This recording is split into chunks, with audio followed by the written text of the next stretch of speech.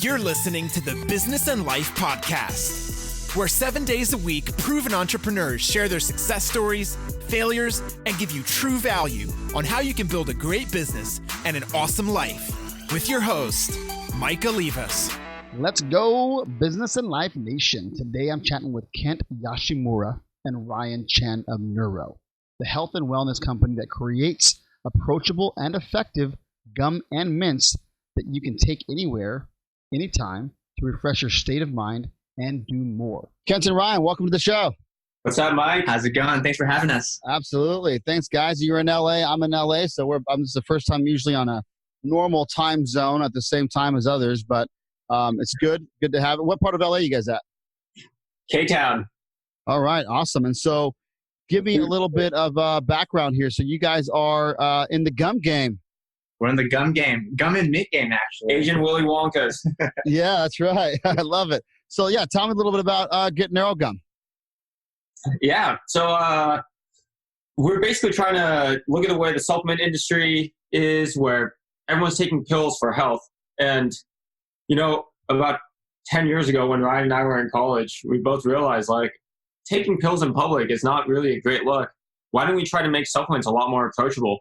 And the most intrinsically shareable thing is gum and mints.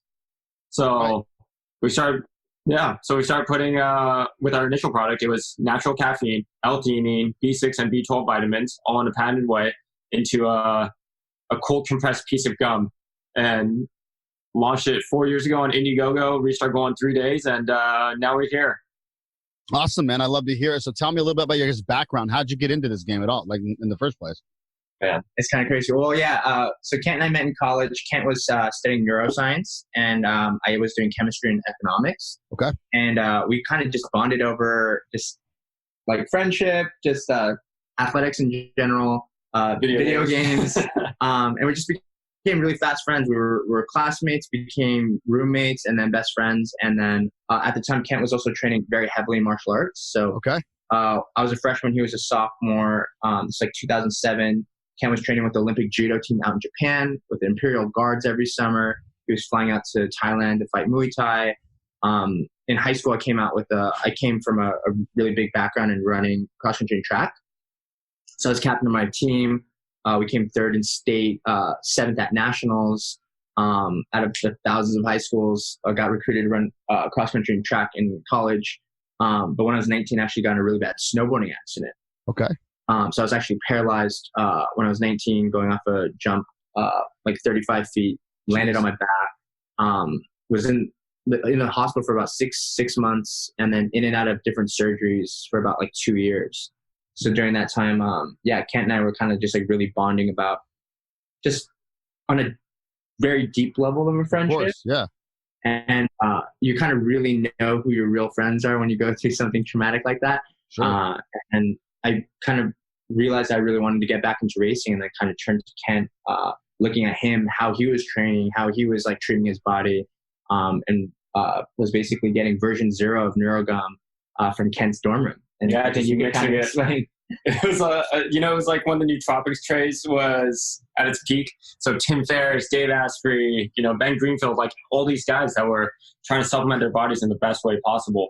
And then you also get a lot of these people at like the elite athletic level trying to supplement their bodies and realizing like, hey, the supplements that are available in the marketplace right now are these either super crappy protein powders, super crappy pre-workouts that are just loaded with caffeine.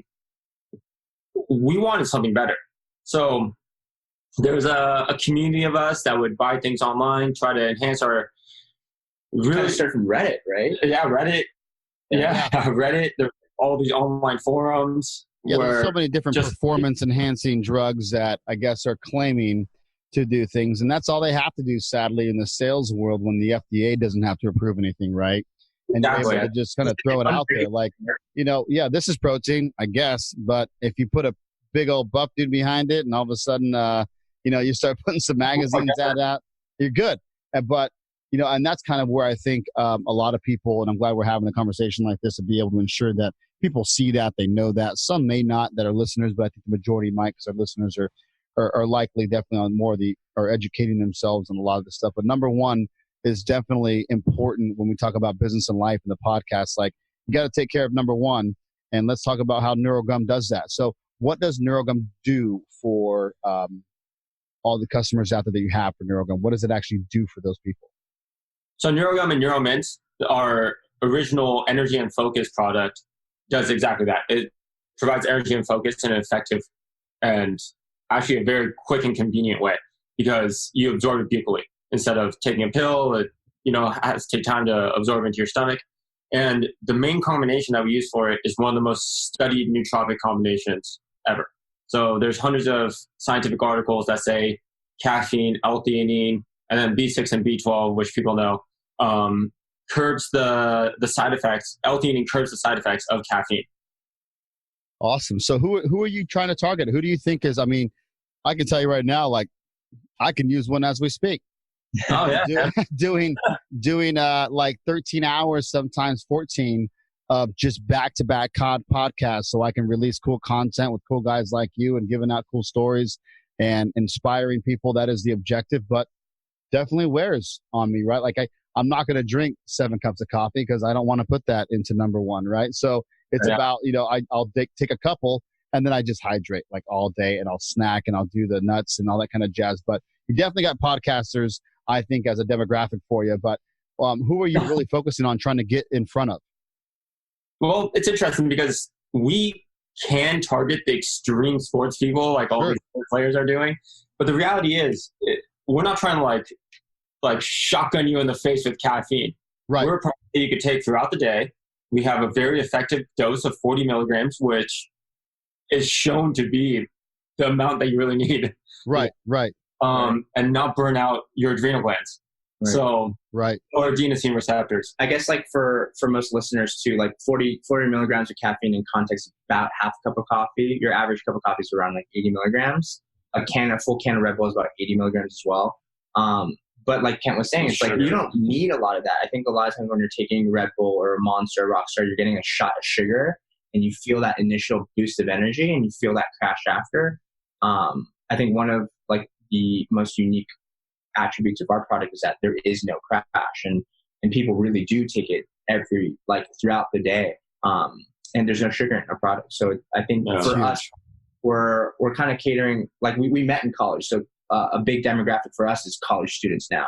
But another really big demographic is older people too, who want something consistent, where we get emails and feedback from customers saying that, hey, my doctors love that I take this over coffee because I know that every single time I'm taking a NeuroGum or NeuroMint, I'm getting the exact same dose every time.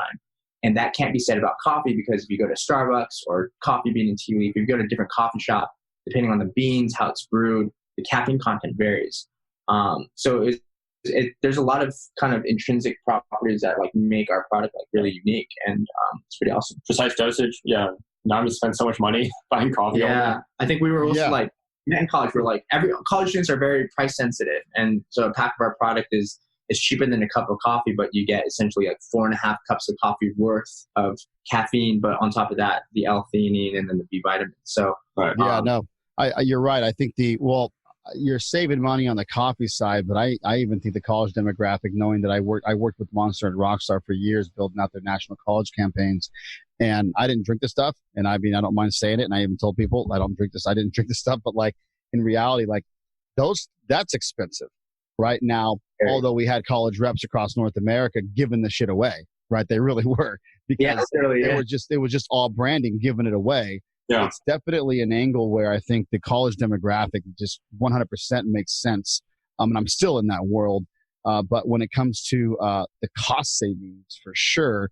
And of course, just like the overall convenience, right? Just like mentally, and not having to hold a can or a cup of coffee or pop it in your mouth. I mean, that to me sounds like a really good win-win. Tell me, I mean, what kind of results are people seeing out there? What kind of things are people saying about it?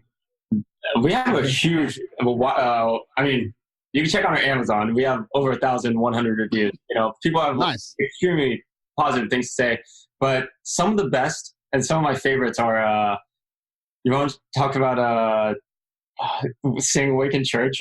Yeah. We have one that's like 89 years old. Her name is Tookie, and she's like one of the best people ever. she's like she's been like a customer since like day one when we launched our Indiegogo campaign. But she'll like email us saying like, I chew NeuroGum every day, especially Sundays, because it helps me stay awake during church. And it's just like little like comments and reviews like that. Or like, this is the only, we even get reviews like, this is the only thing I take because like I'm diabetic and I can't take sugary things. This is the only thing I can take because there's like people who can't drink things but are able to get their energy in this way. Because also because like the contraindications with certain supplements or certain supplements do have with prescription medication as well. So those are the most, I guess, heartwarming ones. But then on the other flip side of things, you just get people that are like, dude, I just don't drink coffee anymore. I don't drink afternoon coffee anymore. Like they might drink it in the morning because it's ritual, but the rest of the day, they just keep going by chewing gum or, popping them in. That's huge. I mean, I think that alone, I mean, you start thinking about health reasons, people don't like I think sometimes obviously change is change, but if you have a similar effect that you're giving from coffee and you're right, Kent and Ryan, like people assume they need more is better, right? And it's generally the opposite, right? Less is more and less is more better for you, right? And that's definitely the case, it seems like here with NeuroGum and NeuroMint. What are some of the places that you guys are selling at? Where, like, effectively, what's the best markets for you? Is it Amazon? Amazon's big. We're also sold in 5,000 CVSs nationwide, 500 top GNCs. We're in some Equinox gyms across the country. Yeah, a ton of college campuses. Like over 100 college campuses nationwide. And we're looking at, constantly expanding that. We're just trying to be strategic. We're in a bunch of smaller shops here and there, but places where, like you were saying, like who is the demographic? Like we want to be able to reach those people. And then as our operations scale, we'll try to get into the grocery markets. We'll try to get into wherever it's the most accessible for everyone. Are you struggling to grow your business? Have you ever thought, man, I wish Mike could answer my specific questions about my business? Well, you're in luck and I can help. Go to michaellevis.com and sign up to schedule a free live on-air call today. That's right. For a limited time, we're recording real business owners with real struggles. Yeah, no, it sounds like you're doing it all the right ways. And in reality, I think being everywhere, being in different demographics from the 89-year-old to the 19-year-old is awesome, right? Can you have a product that is everything to everybody? Not necessarily, because again, unless you're Amazon or Nutella. But I love Nutella. But like outside of that, like I think you're going to start seeing some cool social proof out there and seeing who is the majority in that 1,000 plus reviews that are liking it. And stuff. It's really cool. Doing, which is great. So tell me a little bit about the entrepreneurship journey here. You guys, this is the first company or is it? Have you had businesses before this? No, this is the first. Awesome, man. Well, good. I hope it's the last. I mean, if you can focus, it sounds like you guys are hitting a home run. Don't start another one. Just focus and keep rocking out with this one. So tell me a time where you guys came over a big hurdle already within the business that you had to overcome it. Oh my God, there's so many. I feel like there are. I know it. Every day. But I mean, that's the reality of the startup life, and it's also the most exciting. There's never definitely a dull moment, but I think off the bat, like Kent mentioned, we're in 5,000 CVS pharmacies nationwide now. But the first 3,000 that we were into, CVS put in the PO, I think, end of January in 2019, so about a little over a year ago. And they wanted 3,000 stores, which was like $300,000 worth of products within 2 weeks. And so we shipped out. First of all, our manufacturer's lead times are 10 to 12 weeks. Yeah. We said that we would be able to hit that, and then desperately call our manufacturers after to try to see if we can work some miracles. And they made it happen for us. Wow, that's awesome. Awesome relationship. They pushed and moved things around and accommodated things for us. Oh my gosh, but that was during the time the polar vortex was happening. Yeah. So we had great. Yeah. We source all of our active ingredients here in the United States in New York. So there's an awesome company out there in Long Island that sources all the active ingredients. Everything is FDA approved. They just do a lot of third-party testing. They batch mix everything for us, and then they send it up to Canada where we make the mints. Yeah. But it got caught in Chicago, and there's the polar vortex, so we lost a couple days in transit there. Jeez. We were worried that things might freeze. Yeah. We got insight that our the ingredients don't freeze; it'll be okay. And then it gets to Canada, and then we ship it down, and then there's like all these things that I think felt very stressful. And in hindsight, I think we became better business people because of it. Just in terms of like setting expectations, being able to handle pressure. I feel like everything is perseverance and knowledge. So with a lack of knowledge, you persevere your way into learning how to handle those situations. So I, knock on wood, that situation doesn't happen again. But if it does happen, then it's like, okay, here's the things that we now have planned in like our emergency bunker. So that I think you guys took the entrepreneurial route and said what like Richard Branson says all the time. He said when he said it years ago when he first started his companies, or probably one of his first of the hundreds and probably thousands he's had now, is he's like, sell it and figure it out, right? And you guys like, yeah, we could do 300,000 worth, like. Probably not, but yeah, we could do it. You say yes, and then you figure it out, right? Like exactly. That's like entrepreneurship at its best. Like, listen, I just probably wrote a check I might not be able to cash, but let's just figure this thing out.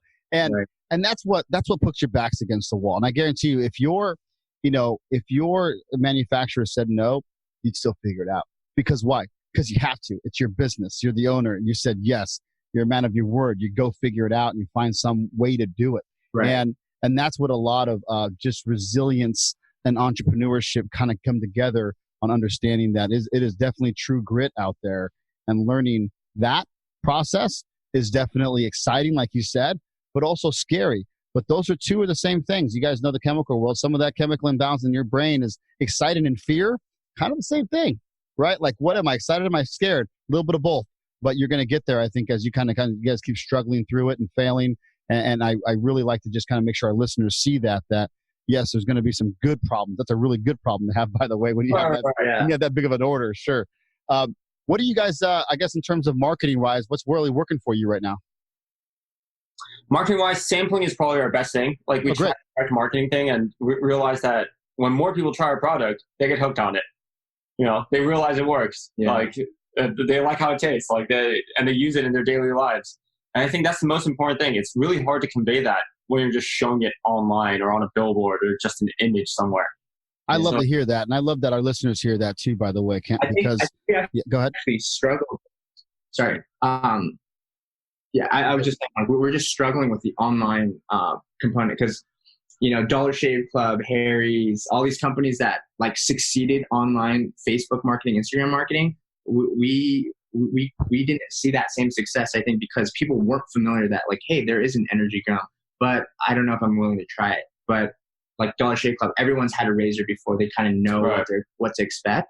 And like Kent was saying, like it became like a grassroots business versus like these tech direct to consumer businesses where people are just getting funded, spending, marketing online with commercials, ads, Instagram influencers, and then hoping to sell product. It's not just a money. We kind of went back into the grassroots thing, where we're just out there in the wild at events, like a CrossFit event or a charity event, a cycling event, handing out samples, talking to people about it.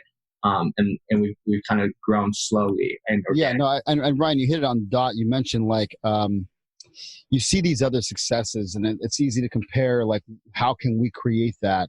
But you definitely mentioned where you're right. People have had razors for a very long time, right? And more importantly, their success, even if it was a year or two before you, which is likely is about 5 to 7 years before your product, right, was a way different time.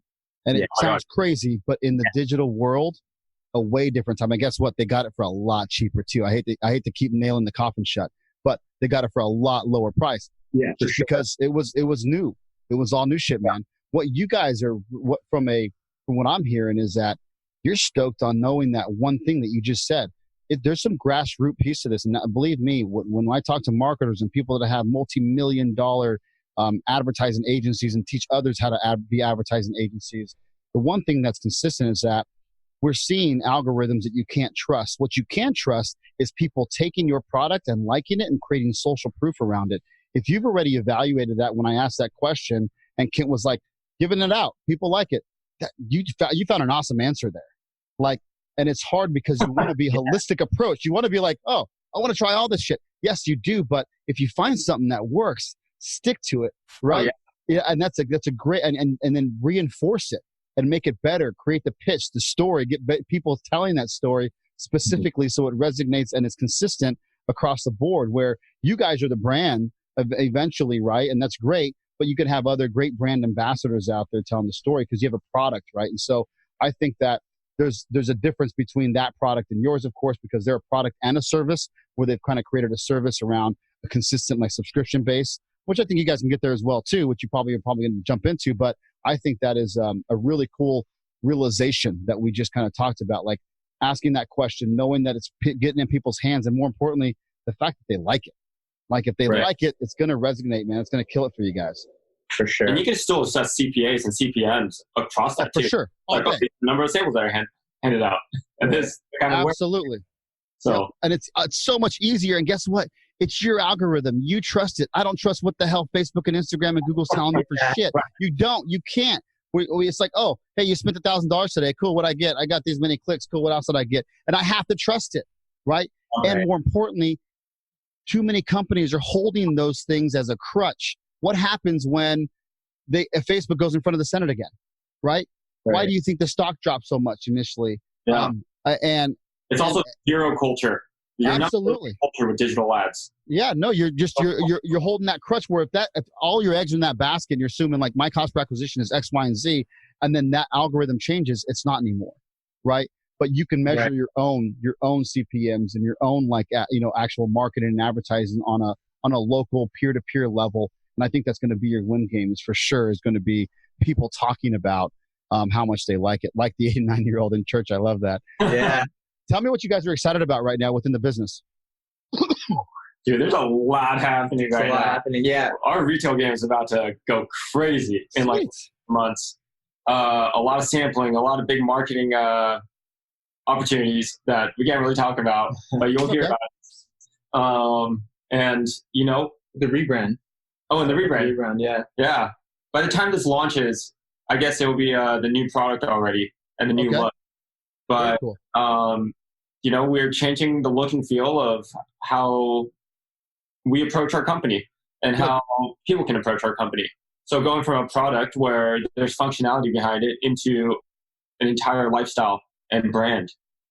So it goes back to the sampling thing working. It goes back to the type of people we're trying to cultivate to be around our product. How are you guys currently really focused on, because when did you start the company, by the way? 4 years ago, 2015. 2015. Well, let's go this. Out of all the successes, because it sounds like you've had a lot, by the way, and congratulations, Ryan and Kent. That's awesome. That's early success, by the way. 4 years is definitely in its extreme infancy, and it's hard to, because you guys have probably gotten through so much hell already. Like, what do you mean? But yes, that's good. Businesses mature fast. You're walking at like day 5, right? In the business world, we get it. You mature fast because you have to, but you do too. You guys are growing at it. You're already rebranding. That's great. You're taking some pivots. You're making some changes, and you become the visionaries. It sounds like on trying to grow this brand as an awesome product. But if you had to give, within your 4 years of successes and failures, if you had to give one piece of pardon advice, maybe that each of you can give your own to the entrepreneurs and the aspiring entrepreneurs out there listening, what would that be? I'll go first. I can go first.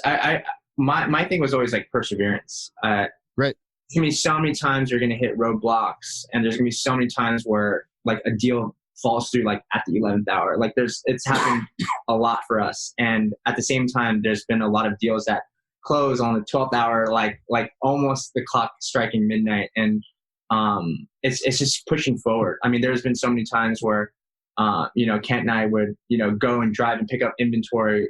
Our first year and a half, we were packaging boxes out of Kent's apartment, literally going to the USPS like post office every day, dropping off samples, sometimes twice, 3 times a day because we were getting a lot of order return days. Yeah. But that gave us a perspective on like appreciating fulfillment. And when we go to a fulfillment house, the time it takes, the workers there, the hard work, like the sweat and the tears, the manual labor, I think that slow grind, and I think when you're saying like 4 years is like our infancy, it in many ways it does feel like that, and there's a lot that happens in those first 4 years, and perseverance to never give up. I love it. Thanks. A big part is never losing a sense of self, because if the business is going to be something that you handle for so much of your day, the people you surround yourself with, the people that you sell to, the culture that you're trying to create, all those things should be a representation of the things, like the founders like. And if both of us were like, oh, we don't like what's like a random thing, like the NBA, because everyone likes NBA. Well, let's say we hated the NBA though, for chance, but we're trying to target basketball people, then there's no way we'd be able to do it. Because we're genuinely trying to do it for the money. And I don't think that's a way to build a business. Yeah. You're going to hate it. I agree with that. I think that's the sense of self, perseverance, enjoy the journey, not the outcome. The outcome will come. Just simply keep baby stepping on the way. That's a great way to put it. It's like we've been told a lot from really successful entrepreneurs where they see the struggle, but they also see like the success. And then they keep looking at it as like, Ryan, Kent, it's not about the destination. It really is about the journey. And even over the last 4 years, like the most stressful times when you were telling us what was the biggest hurdle, like, and we're like, oh, CBS one. But looking back on it, it was a lot of fun. There's like a lot of excitement too, along with that stress. It's funny. The most stressed and anxiety that we've ever felt was when someone that wasn't a part of our company was trying to take control of our company. Right. Right. Yeah. Like incubators that try to take 20% of your business, but they don't know anything about you. And they're trying to lead the course of how you should be. Yeah. And that's another learning opportunity too, who to give that power to or not. And you guys are very lucky to have each other and complement each other, right, on different angles and being able to focus on probably different aspects of the business, which is also very important. But hey, Kit and Ryan, I really appreciate your guys' time. I wish you guys all the best success. Thanks for dropping some of these knowledge bombs on everybody today. Where can people find the product, the website, the best website to go to? That way they can check it out and hopefully get some orders in. Yeah. Look us up on Amazon, NeuroGum, or the best place to buy it is getneuro.com, our website. Perfect. Getneuro.com. Hey, thanks guys so much. I appreciate it, man. Good luck to you. Thank you. All right, man. Thanks. Good chatting. Bye. Life Nation, you got to remember that in order for things to change, you must change. And in order for things to get better, you must get better. You just got better by hanging out with me, Michael Libas, and the Business and Life Nation. So come back tomorrow because I'm here dropping sound bombs 7 days a week, baby. If you'd like to subscribe, please do so you can take action and execute. See you tomorrow.